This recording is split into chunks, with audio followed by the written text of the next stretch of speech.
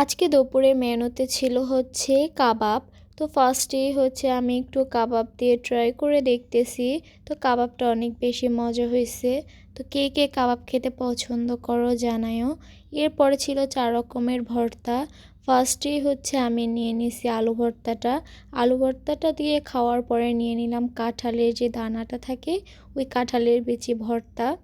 তো কাঁঠালের বিচি ভর্তাটা আমার বরাবরই অনেক বেশি পছন্দ। দেখো দেখতেও কিন্তু অনেক লাল লাল হয়েছে, আর ঝালও ছিল মোটামুটি অনেক। এরপরে হচ্ছে আমি নিব মাছ ভর্তাটা।